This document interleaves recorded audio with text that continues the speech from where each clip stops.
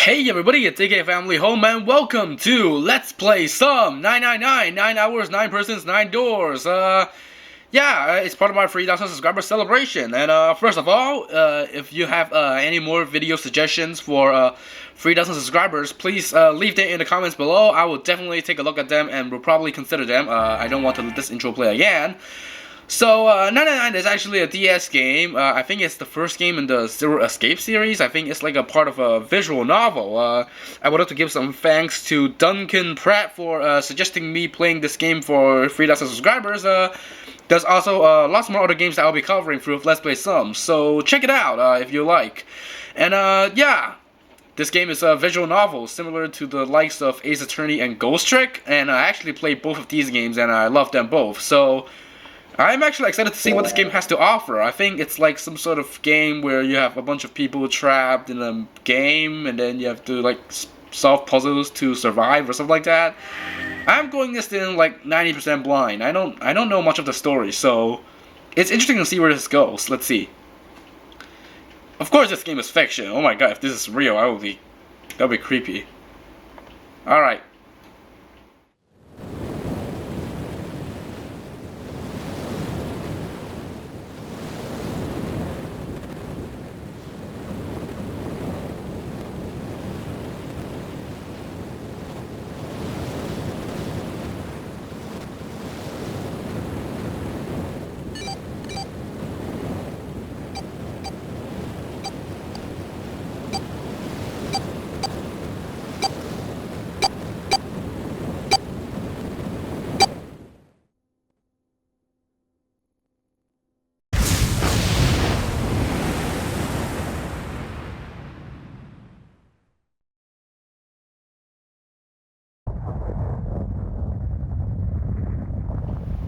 A loud noise startled Junpei awake, and his eyes snapped open.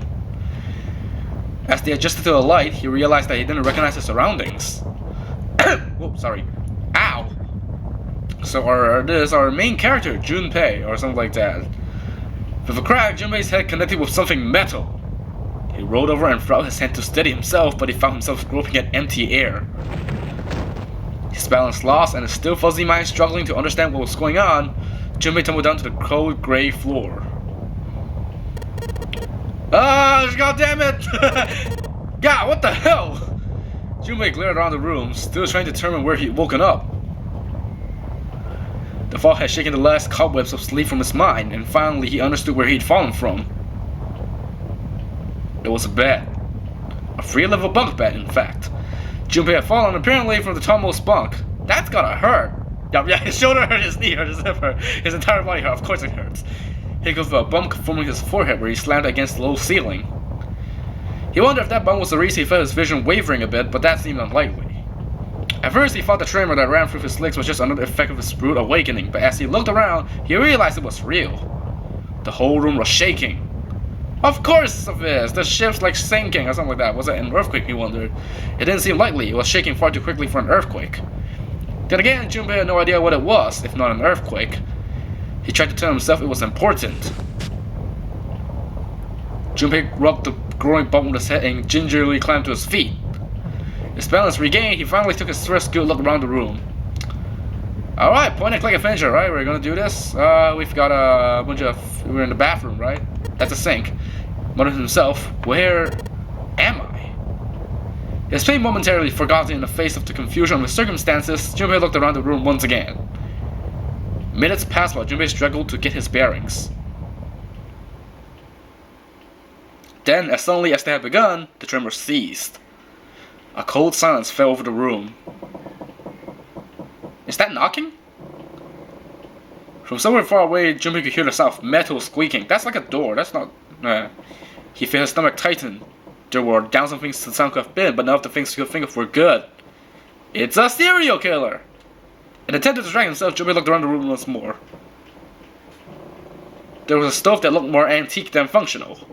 The 3-level bunk bed had mattresses that were so thin they were little more than blankets. On the other side of the room was an identical bed, and set on the wall between the beds is a slightly dirty iron door.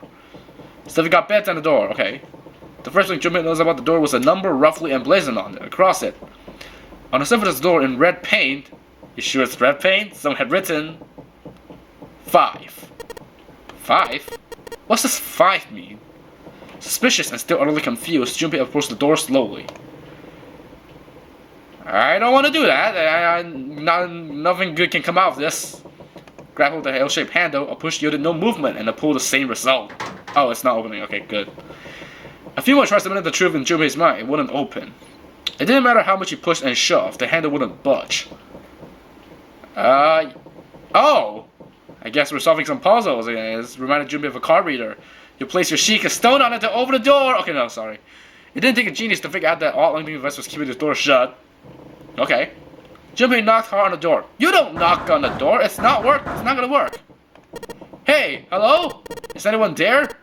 Open the door! Use the device! There's no response. Junpei threw his left fist into the door. And stopped. What the hell is this? He wasn't really sure what else to say. Oh! On his left wrist was a bracelet of a sort he'd never seen before. In the center was a bit large LCD display. It looked like nothing else so much as a watch, but it clearly wasn't that. After all, it showed only a single number. 5. That's the same as the door. Sure, the numbers were the same, but he had no idea what that might mean. All he knew was that it was strange and new, and he wanted it off. Junpei flipped his hand over as if to remove a watch, but the other side of the bracelet was solid. No buckle, no clasp, nothing. He sighed and flipped the thing back over. There were a number of rivets around the rim of the face. Perhaps you're gonna touch them. You push them, but nothing happened. On the watch, they might be dials for adjusting date or time, but on the bracelet, they did nothing. So it's a modified watch. Junpei was at a loss. What was he going to do? Growing more desperate, he began to tug at it. However, damn! Ugh, this is no good. Damn thing won't come off. A steel ring ran from the face around Junpei's wrist and back into the face. He wouldn't be pulling the bracelet off anytime in the near future. What the hell is the deal with this thing? Frustration and desperation were beginning to mix as the reality of the situation began to dawn fully on Junpei. So much was happening and none of it was made sense. Junpei felt as though he were about to explode. Where am I? Why the hell am I here? Why? Why? What the hell happened to me? It was at that moment that he noticed the window. The window was round, rimmed, and riveted brass, like a window from an early 20th century ship. Well, we're on a ship, so... What? Wait, am I in a ship? Junpei walked slowly toward the window. He could see nothing beyond it but thick, impenetrable darkness. Junpei squinted, trying to see something, anything. It was at that moment... Oh? What the? You gotta be kidding me! What the hell's going on here? Uh-oh. Oh no! Of course, because the ship sank. Oh no, that's not good. A crack split the glass of the window, and for a moment Junpei stared at it. Then the window burst and water began to pour into the room. What? This game really likes to just keep saying what the hell and damn it, really. Junpei yelled and spun around, his face slipping on the water already coming through the window. He ran for the door. Use the freaking device! Jesus, it's right next to the door. Don't... Hey, anyone! Is anyone there? Come on, if you're there, say something! Use the device! There's a device used. As Junpei screamed and pounded on the door, the water began to rise. The device!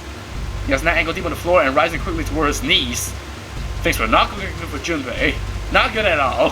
He needed to find a way out, and quickly. Junpei ran ahead across his forehead, brushing the sweat out of his eyes, and looked around the room. Can you use the device? Seriously. Oh! Hey, we're reaching the gameplay part now. Good. So let's see. So we could look at stuff. Operations during an escape. During escape, you can move to different parts of the room by touching the bottom screen. Okay. So it's like point and click. Since many areas require very exact simulation, we recommend you use a stylus. I'm using a stylus. Searching during escape. Okay, let's see. You can touch the background to search anywhere in the room. Areas you can investigate will be highlighted yellow the moment you touch them. Depending on the nature of the location you touch, you might find an item or a hint. Begin searching by touching places on the bottom screen. Okay, how to move. Touch the triangle icon on the bottom screen, okay. It will change the viewing angle of the room, move you to different locations, okay. Left, right, down, and the control pad also does that. Bird's eye view. Oh, there's a bird's eye view, okay. Press X, on the camera icon, X on the camera icon on the bottom screen, to show you where you are and what direction you're facing, saving during escape. Pressing start will allow you to save, so if you die, you can start over. Okay, purpose of the escape is to escape. Yeah, the purpose of escaping is to get off the room. Thank you, Captain Obvious. How do you do that depends on the room. You'll need to search all throughout the room to discover what you'll need to do to get out. Search for hints and items that may help you find a way out. Okay. So I can look around the... Okay. Really? The device? Can I not use it? I really want to know that. Okay. I guess that's a lever, huh? Maybe if I pull it. Well, it looks like putting on the lever just makes a weird noise. Great. The light's still red and the display hasn't changed. Damn it! Why the hell isn't this thing opening? Alright, so the device does not work. Let's see here. Oh, what's this? Oh, it's a different room. Oh, what's that? Items? What did I just press on? I didn't see it. See, I just clicked on the screen. I didn't see the item that I got. Okay. Oh, item on the top left. Okay, so the L button. Okay, well on the screen you investigate, hold, and combine items that you found. So it's like evidence in Ace Attorney. It seems to be that way. Touch research on the... Okay. Oh, I found a key. So that's how it works. Oh, I can spin around. I can see. Okay. So search is basically just a small red key. It shows you the description of the item. Junpei grabbed the key and shoved it into his pocket. He intended to leave immediately, but something stopped him. His reflection stared back at him from the mirror, but he scarcely recognized himself. Oh, what's up with my face? His confusion as well, justified. His face was drawn and pale, and the dark circles under his eyes made him look as though he was nearly dead. Man, what the hell happened to me? How do I end up here? Even as he said it, something in his mind opened and the memory bobbed to the surface. Oh, it was the last thing Junpei remembered before waking up in a strange room.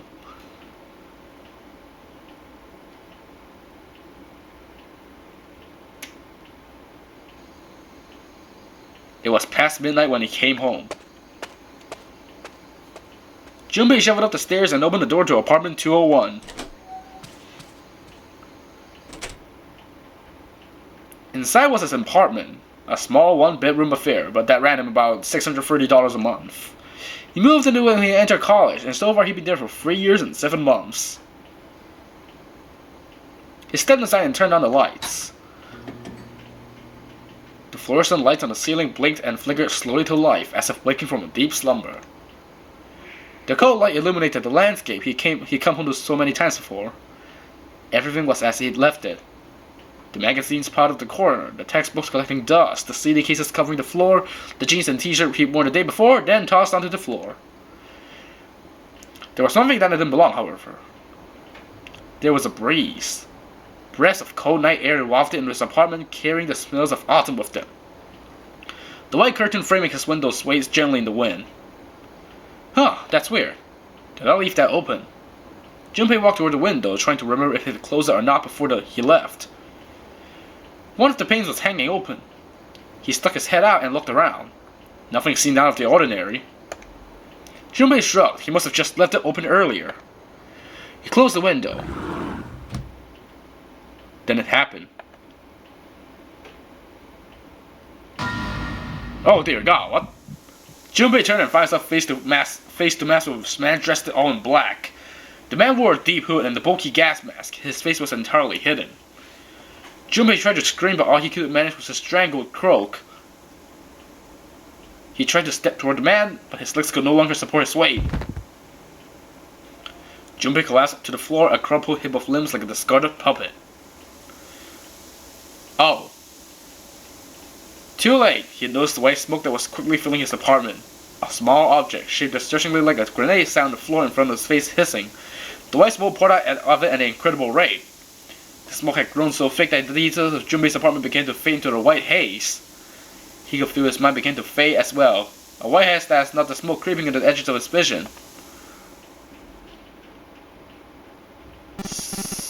Consider this a privilege. You have been chosen. A rasping voice wormed its way out of the gas mask. It was cold and harsh and distorted in some way Junpei couldn't pick his finger on. You're going to participate in the game. The nonary game. It is a game where you put your life on the line. That was the last thing Junpei remembered. The white smoke overpowered him, the masked man faded from his vision, and he felt his consciousness fall away into the white mist. That's right! That guy with the gas mask! That son of a bitch must have taken me here! As to who the man was or might have been, Junpei had no idea. Indeed, he wasn't even sure that his assailant had been a man. The voice had been cold and mechanical, likely passed through a voice changer, and the body had been covered in a thick cloak. Who was the man in the mask? You have been chosen. Junpei remembered that much, but what it might mean, that was beyond him. Junpei had no idea where he was or why he was there. There was only one thing from this memory that seemed important. You are going to participate in the game. The nonary game. It is a game where you will put your life on the line. So it's like a game. It's like a Hunger Games, where you also survive, but it's like a survival game. With a yell, Junpei drove his fist onto the mirror, and it broke! Okay. Oh. So, touching an item while on the item screen will select that item. Okay. While an item selected, touching back will return you to the room investigation screen. Okay. Yeah. Alright, looking at the bottom left corner, I should see the icon. Great, I can take the key. If you hold an item while investigating the room, you may trigger a reaction. A chemical chain reaction. No. So I can investigate suspicious areas with thermal items. Pressing up on the control pad will select another item for you to hold. So I take it that I should probably use this on this way? Small key. I don't think there's a way for me to put this in, right? Like, oh, the groove on the side looks like. Oh yeah, you need a key card, not a key. I'm an idiot. So I need a key card, not a key. I need something else. Let's see. What does this do? Oh, it just shows you the current view of the room. So in here, we've taken a key. There's nothing left on the mirror. Sure. Oh, this place supports the bed. Okay. Nothing here. Is this stuff any useful? Is there something inside it? Oh! Looks like there is a blue key. A key. Yeah, there's a little blue key in the bottom of this pot. Odd. I mean, it looks the same as the red key, but it's blue, so I'll take it, sure. And what about the stuff? This is the door to the stuff. It opens easily enough. Sure wish the door to get out there was easy to open. Anything in there? What's this? It looks red. Oh! There's a screwdriver. We got a screwdriver. Okay, sure. So we got a blue key, a red key, and a screwdriver. What's in here? What's this? Oh, note from bulletin board. Let's see. I am not sure what this is supposed to mean. It's a message, that's for sure, and we've got a picture frame as well. Oh, it's a picture of the ship that we're in, probably. Oh, combining items. If you take two items you found and combine them, they may turn into something else. To do this, select an item on the item screen and touch X combine on the top part of the bottom screen. Select the second item and touch combining. If the two items can be combined, you'll receive a new item. If they cannot be combined, nothing will happen. If they show me this hint right now, that means I can combine something, right? But oh. I mean, we've got a note, we've got a picture frame. What else can we combine with the picture frame? Oh. Of course not. The key? The red key? The screwdriver? No. Okay, sure. Why am I literally trying? No, that's not. Oh. Oh, wait. Oh, okay. Well, the screwdriver got those screws up easily enough, and here's the picture. Oh, okay. So we just got the picture up. Oh! What's this? 1, 2, 3, 4, 5, 6, 7, 8, 9, 10. So, according to this note, it should be like a password. Let's see. 746 Okay, 7463. I gotta remember that. I know the meaning of this password. I'll remember that. 7463. I should probably like take my phone out and record it down because I'm afraid I will probably forget it. So hold on a second. Alright. What else do we have here? Well, it looks like we've got a light here. And electricity. Anything else? Anything underneath here? There's a simple chair stuck to the table. The water's already out to the chair. Uh-oh. Well, it just keeps pouring through the window. It's like a waterfall. I don't think shoving something into the window is going to stop the water. In other words, if I don't want to die, I need to find a way out of this room. I have to figure this out. Anything else I haven't searched yet? I can't see the bottom of the ladder. Oh man, the water's already up to the bottom of the bed. I've got to hurry this up. Is there actually a time limit to this though? I don't know. I keep looking at the times come home, but I've got to find if there's that pillow. Damn it, isn't there anything else I can use? Oh, wait, I found this. There's the briefcase here. Open it. No dice, it's locked tight. Let's see if there's anything in the keyhole. Oh! Put the key in the keyhole. Which key? There's too many keys. Blue briefcase. Blue key? Oh, let's see what happens if I put the blue key in the keyhole. And nothing. I guess I'm gonna need some sort of code for the dial. Minigames! Yay! Minigames during escapes! Okay, no. During escape, your investigator may trigger one of several minigames. All operations for the minigames are done by touching the bottom screen. Some minigames will require you to manipulate something, while others will only require you to apply the right object or touch the right thing. Okay, let's see. Touching the dial will cause it to move to the next number. Okay, yeah, okay. Touch the key after you're finished, okay. So, it should be 7463, right? 7463. Touch it.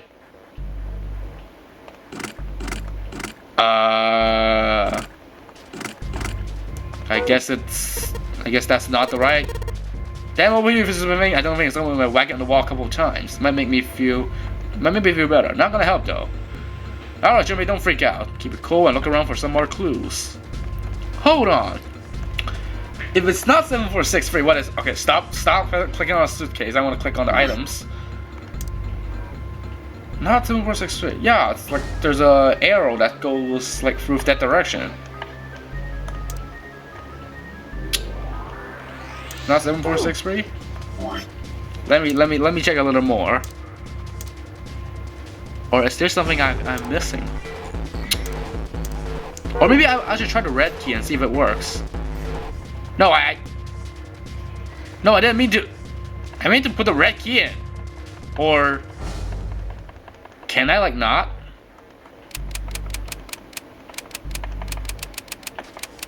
Yeah. So can I like, yeah, change it to the red key. Oh, so the blue key is the correct key. I just need the numbers. It's not 7463. Maybe like backwards. Oh wait.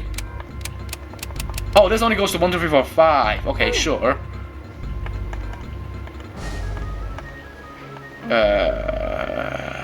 Let me see. I think there's something I've been missing, right? If it's not 7463, then there must be something I'm missing. Is anything on the door? 5, huh? What does that mean? It means nothing. I don't know. Can I use something else on like the? Can I use like the picture? Okay, no. I think we need a card. We cannot use the picture or the other papers. Sure. So where am I gonna use like the small key? The red small key? I need to know. It's the weirdest card reader I've ever seen. No, stop looking in the mirror. There's nothing in the mirror. Huh. What's on the sink? Is there anything on the sink? Oh, nothing on the sink, right? It's the only drawer in this room. Bulletin board, nothing on it. Nothing on top of the shelf. What's next to this? There's the middle bunk. Of course, there's nothing on the middle bunk. Wait. There's a towel here. Can I see? There's a towel. Okay, there's nothing of interest over there. Oh boy. I thought I got a clue. So am I still missing something, really? There's a pipe at the under of the bed. There's nothing up the top. Okay. So those I have searched for everything now, but I can't find like. I can't find any clues.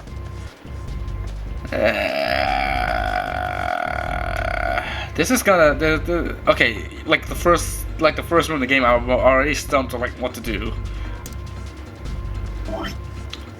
Really, I can't like take the small key and put it in. No.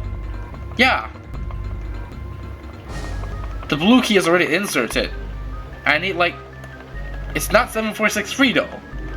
Like I tried to match it with the, you know, the no key, but it's not, you know, not doing anything. See, it's not doing anything. So it's definitely something I'm missing. I don't know what's wrong. I'm pretty sure I searched for all of the clues now. Unless there's really something else that's really well hidden that I'm missing, but there's nothing. I found the mirror, I found the door, I found the lights, I found the beds, I found like the sinks, the shelves. It's a pipe though. I know! I crawled into the pipe and found a way out. You sure? There's nobody here to make fun of my lame jokes. Man, this sucks. Jokes aside, I still don't know how to get past this. Is there anything more of interest in the stove? There's nothing here. I got everything. I'm super sure I got everything. I don't know what I'm missing.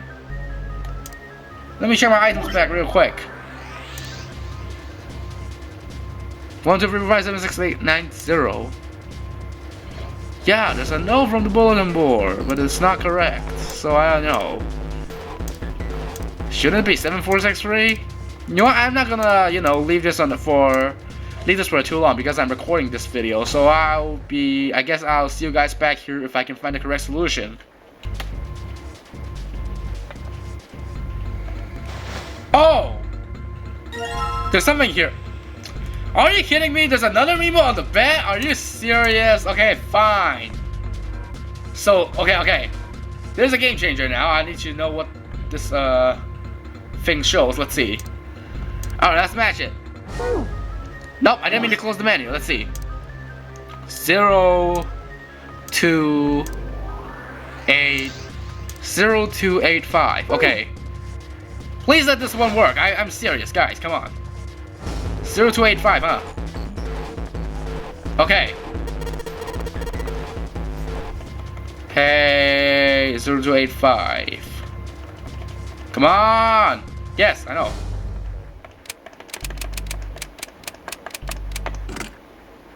What? Oh, it's not even gonna work. Oh, come on. Blue briefcase. Have I got anything blue? Well, there was that note with the red and blue symbols. Maybe the blue symbols are some kind of hint? Oh yeah, there's something written on the back of the photo of that ship, isn't there? Oh, wait! Maybe it's because we only need the blue symbols. We gotta like combine the two together. So we only need the first half and the first half of this Mimo and the second half of this Mimo, right? Yeah, I think that's how we solve it. 0, 2... 0263, I think. Right? Blue key. 0263. Come on, stop giving me the instructions. I wanna freaking unlock the briefcase. Can you see I'm dying?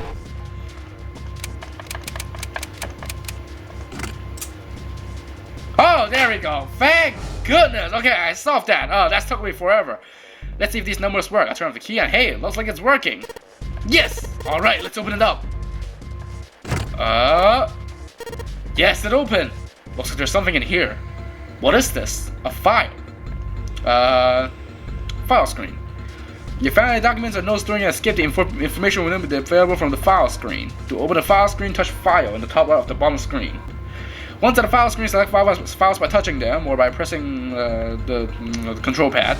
If you touch search, the contents of the file you selected will display on the top of the screen. Alright, let's see what is in this file. Digital root. Let's see here. Compute a digital root with the following steps. First, add all the numbers in question to one another. If you enter with something greater than a single digit number, add the digits to one another. For instance, if you have a double digit number, add the number in the tens place, the number in the ones place. Keep adding digits in the manner until you have a single digit answer. Then final single digit digital root. EX, the digital root of 6, 7, 8 would be 6 plus 7 plus 8 equals 21, and 2 plus 1 equals 3. Okay. 1, 2 plus 4 plus equals 10, 10 plus 7, 1. Okay. I see, so I just keep adding numbers until I get a single digit number. Okay, looks like there's something in the back of this bag. A notebook, a pen, a calculator, and a stack of key cards. Oh, a key card! Oh! What do we have here? Search. Looks like some key cards. There's a number written on each card. 6, 7, 8. Does that mean something? Okay, 6, 7, and 8. So we gotta calculate something.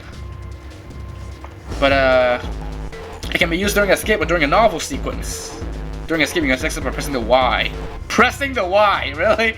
Just open the calculator screen. To operate the calculator, touch the bottom screen. We use the calculator. The numbers on the top are your calculations, and numbers on the bottom are your answer.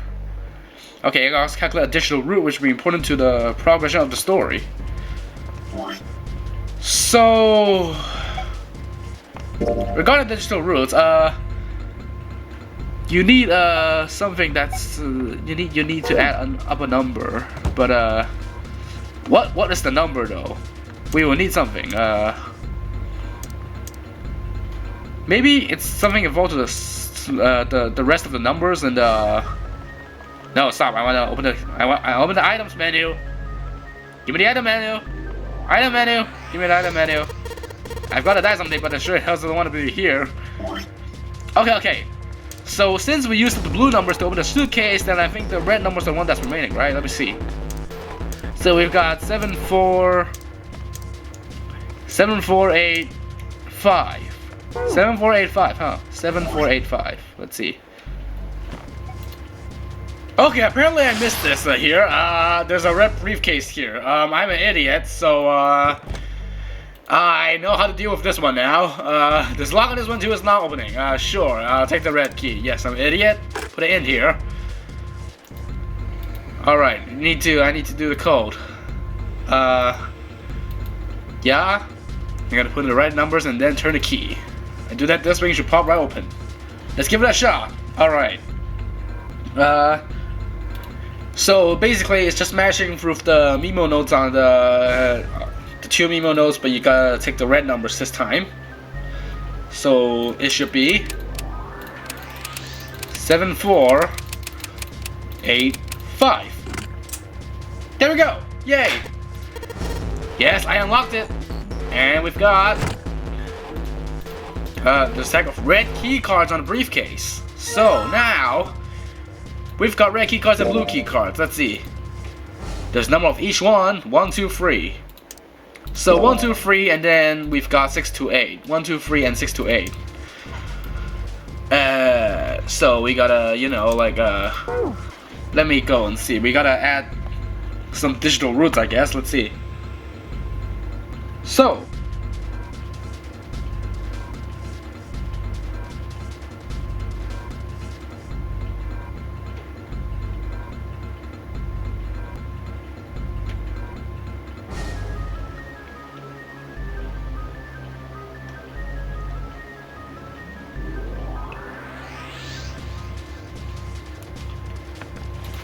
I mean, I don't know what the digital roots are, so we'll just go to the, go to the device, I guess. I don't know, let's see.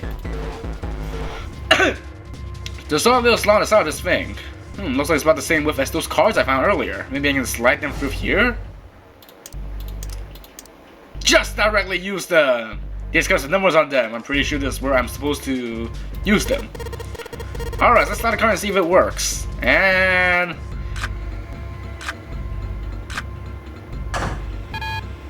huh? It's not working. Why? Damn it. No, that's right. I just still have cards I haven't used. And I'm gonna use the red cards. Of course, great. I'm a genius. Damn it, not again. There aren't any more cards in here. I've only got one other hint. Of course! The files!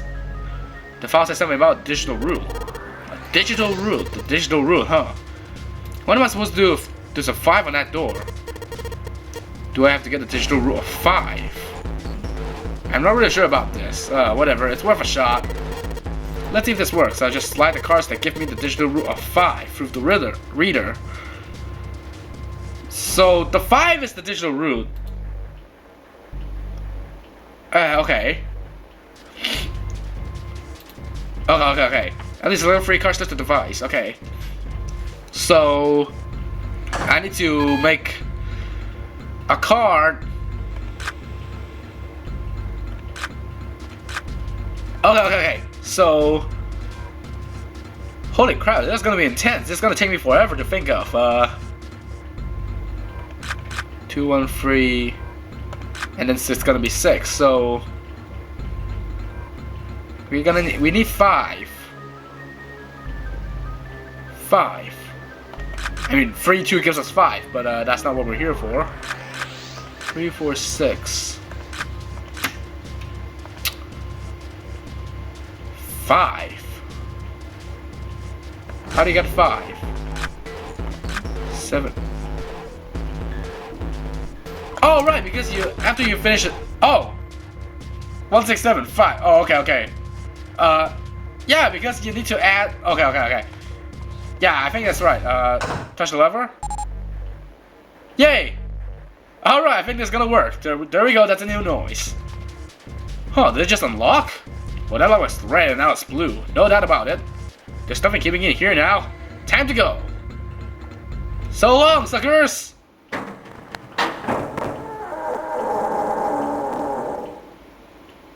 We've cleared it, right? You found it! Yay! So we finally cleared it! Yay! Accompanied by a wall of angry water, Junpei shot off the room into the opposing wall. Oh boy, look at this! Gasping to catch his breath, he looked around. He was in a narrow hallway. The water that had fallen out of the room was rapidly pouring out of the door. It flowed quickly down the hallway and it slammed onto the foot of the short flight of stairs. Just 5 steps, in fact. And at the top of the short staircase, a door! Another door! Junpei leapt up the stairs straight for the door. The door burst open and Junpei exploded out of it, only to freeze in his tracks. What other possible response could have done to what he saw? Well, what the hell? His voice trailed off and all he could do was stare. A polished floor stretched out before him, ornate staircases rising up from the edges, each one of them equidistant from the others. The stairs and pillars were solid wood, and Art Nouveau embellishments and decorations covered the walls and pillars. It looked like nothing so much as the entrance to a luxurious mansion from the early 19th. Junpei couldn't help but wonder, was he really in a ship? Well, we are, considered the water. The water quickly from the hallway suggested that yes, he was. As he looked, a fresh wave rolled out of the room he had been in, gathering speed as it moved towards the stairs. Yeah, that's what I thought. There's totally a book. Wait, what the hell? Stop saying what the hell! Jesus Christ, there's so many waves. Oh. Junpei spun around, his wet shoes squeaking in protest on the polished floor, and ran towards the tremendous staircase in front of him. Oh, that's bad. Get away! C deck! Sure, run. B deck? As Ray glanced quickly at the plates mounted on the wall, denoting the decks of the ship. He took the stairs 2 at a time, not entirely sure where he would find himself. Just as he began to wonder where, in fact, the stairs that did lead... Oh! Junpei saw another person out of the corner of his eye. He stopped short, nearly tripping over the next stair, and looked. It was just one person he'd seen. On the line to the left of the stairs, there were 4 people staring at him. And on the right side, 3 more. All told, there were 7 of them. It looked as though they had been on their way down the stairs. They stopped short when they saw Junpei, their eyes wide. He'd done the same, of course, and now they stood there staring at one another. Junpei didn't move, one foot placed awkwardly on his next step in the middle of a stride. Who were these people? This entire interaction lasted only a matter of seconds. The woman spoke to Junpei and time began to move again. I guess there's another one of us now. The woman was dressed, Junpei thought, rather like a dancer. Her clothes covered very little and her protest jewelry a little more. Hey you, come on, hurry! With no further ceremony, she ran straight past Junpei and toward the doors behind him. Then the sudden proximity of a woman with such striking assets left Junpei momentarily stunned. But the others wasted no time and quickly followed the strange woman. The first to pass Junpei was a young man with silver hair. He threw a quick glance in Junpei's direction as he ran, muttering, one of us, huh? Following him was an older man, his face calm without fear. Soft wrinkles sprouted from his eyes, and he came close enough as he passed with Junpei to see wisps of gray in his hair. His composure and shock of her hair struck Junpei and spread out like an elderly lion. So now he's called Lion, of course. Going up won't do you any good. There are 2 doors, but neither of them will open. The next to speak was a girl with pink hair and a high-walled voice. He's called Pink Hair, Ray. Come on, aren't you coming? You gotta hurry. Her small hand was wrapped around the wrist of another man. His eyes were closed, almost as though he was sleeping. His features were graceful, almost serene, and he was dressed rather elegantly for someone his age. Something about his posture seemed very refined, and Junpei couldn't help feeling he was noble and dignified somehow. He certainly had never seen one, but this man seemed like what Junpei had always imagined a prince would be like. Prince! That's none of us then. All of the cards are in hand. What does all of the cards are in hand mean, he wondered. Junpei opened his mouth to ask what the other man had meant, but the girl with pink hair rushed past him, and they were gone. He turned just in time to see 2 more people running toward him. One of them had hair like a bird's nest and looked as though a stiff breeze might topple him. And the other was a veritable mountain of a man. The scrawny one said nothing and scuttled past Junpei as though he were running from something. Hey, what the hell are you just standing here for? Didn't you hear him? Doors on A deck are no good. We gotta check the doors on B deck. Got it? Now go! Before he had a chance to respond, the man laid a massive hand on Junpei's shoulder. With no more effort than Junpei would have used to brush aside a fly, the man shoved him out of the way. Oh, whoa! Thrown off balance by the man in recent events, it took Junpei a few seconds to get his bearings. He finally regained his balance and looked up at what the other 7 had been running toward. There were 2 pairs of large iron doors set into the wall in front of him. They looked quite sturdy, and each had handles jutting from them. Written across the surface of each door in the red paint was a number. It's for the door on the right had 4, and the door on the left had a 5. They're the same. The guy Junpei had decided to call Silver was mumbling to himself. The room I woke up in had a number on the door just like that. You too, eh? With an arched eyebrow, the lion looked over at Silver. My cell was the same, a number upon the door. I opened it, ran down the hallway outside, and found myself in a rather grand room. Full of stairs, as I suspected the rest of you. It was as though the floodgates had been opened. They all began to talk at once. Me too, I did too. Yeah, I don't have a number on it.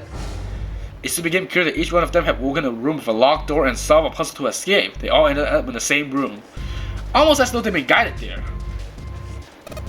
Yes, we all saw the same thing. That's not important. We need to hurry. You think I don't know that, lady? Before the dancer had time to finish, Silver was already running. He grabbed hold of the door labeled 5 and pulled. Oops. However, I don't want to swear too much during this LP, but still. It's not opening. This damn thing won't even budge.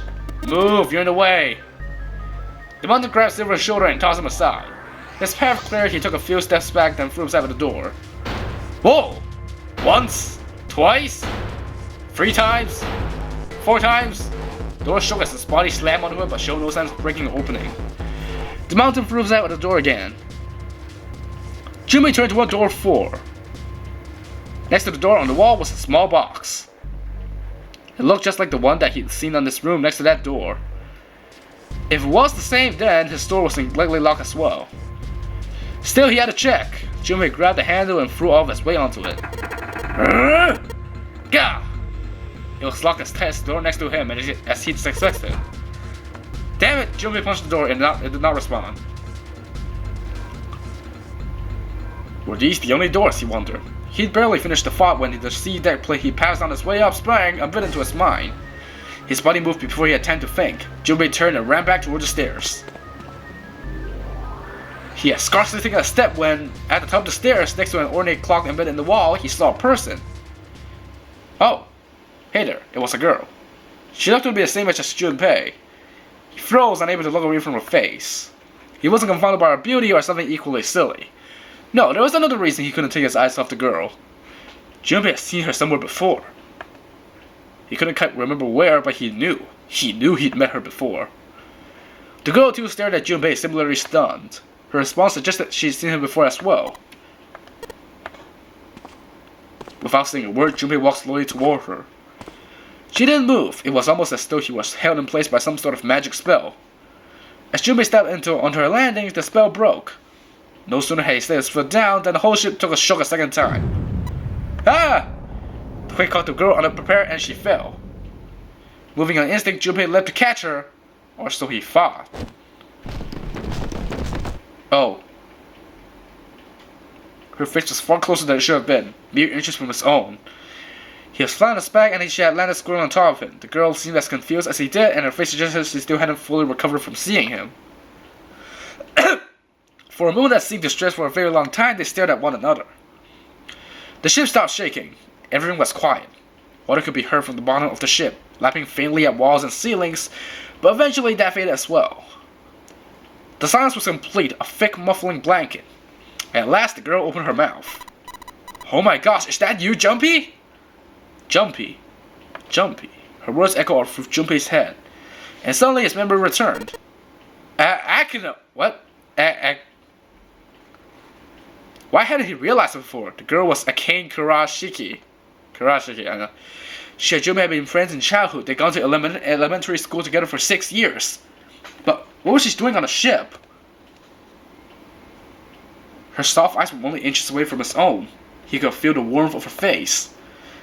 Feelings he'd fought long forgotten began to work their way through the surface. He could feel his face heating up. At that moment, a speaker crackled to life and a cold, eerie voice filled the room. Welcome aboard. I welcome you all from the bottom of my heart to this, my vessel. With the forces invasion, the spell between Junpei and Akane was broken, and all hints of burgeoning romance instantly forgotten. They hurriedly untangled themselves from one another and struggled to their feet. Their 7 companions had heard the voice as well, and many of their faces had gone pale. They looked around frantically, desperate to locate the source of the voice. At last they found it. A speaker sat in the ceiling. I am Zero, the captain of this ship. I am also the person who invited you here. The voice was harsh, obscured occasionally by a crackle of static. But Junpei recognized it. How could he have forgotten it? It was the same voice he had heard from the man in the gas mask. Hey asshole, what the hell is this? Come on out here, I want to get a look at you. What do you mean to do to us? I mean to have you participate in the game. Some of you I know are familiar with this game. The Nonary game. It is a game where you put your life on the line. Nonary game? What the hell is that? The voice continued implicable. The rules of the Nonary game can be found upon your persons. They are simple rules. Read them. Nonary game? Hey, there's something in my pocket. Check this out. Silver reached into his pocket and pulled out a small slip of paper. The rest of them reached into their own pockets and pulled out similar slips of paper. Junpei followed suit and thumbed in the pocket of his pants. He felt the telltale crumble of paper slightly down from his earlier ordeal. Hey, I got one too. Then the wisdom Zero has seen fit to grace of each with a letter. Would you mind terribly reading it to us, young man? His request had been delivered to Junpei, who, after a short moment of surprise, did as he'd been asked. On this ship you will find a handful of doors emblazoned with numbers. We will call them the numbered doors. The doors in front of you are a pair of the same. The key to opening these numbered doors are the numbered bracelets that each of you possess. Should you total the numbers on your numbered bracelets and find that the digital root of that number is equal to the number of that door, the door will open. Only those who have owned the door may pass through. There are, however, limits. Only 3 to 5 people can pass through one numbered door. All those who enter must leave, and all who enter must contribute. Bracelet, Junpei figured, had to meet the smoky thing on his wrist. He glanced around, he looked at everyone else that had one as well, and had come to much the same conclusion. The purpose of this game is simple. Leave the ship alive. It is hidden, but an exit can be found. Seek a way out, seek a door that carries the 9. Junpei had reached the end of the letter. There was a long moment of silence, and then the speaker crackled to life once more. There is one last thing I must tell you. As you have no doubt surmised, this ship has begun to sink. On April 14, 1912, the famous ocean liner Titanic crashed onto an iceberg. After remaining afloat for 2 hours and 40 minutes, it sank beneath the waters of the North Atlantic. I will give you more time. 9 hours. That is the time you will be given to make your escape. The voice finished and the speaker went silent. The sound of a bell tolling echoed through the hall. It came from the dance hall adjacent to the stairwell.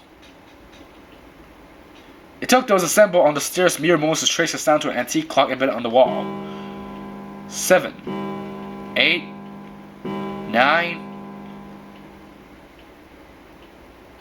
The sound of the 9th bell faded away. The 10th never came. That meant the time was 9 o'clock. Most likely 9 o'clock in the evening. When Junpei appeared at the window of the cell, he saw nothing but blackness. It had to be nighttime. If that was the case, then they would need to escape by 6 a.m. the following day. Now it's time. Let our game begin. I wish you all the best of luck. The speaker went silent and did not speak again.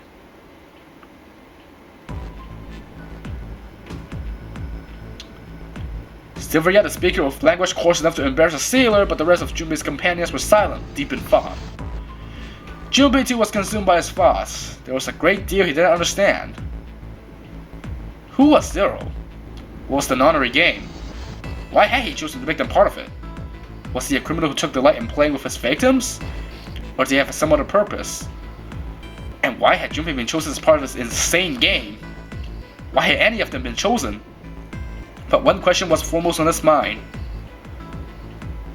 Akane. They hadn't seen one another since elementary school. Why had she appeared now?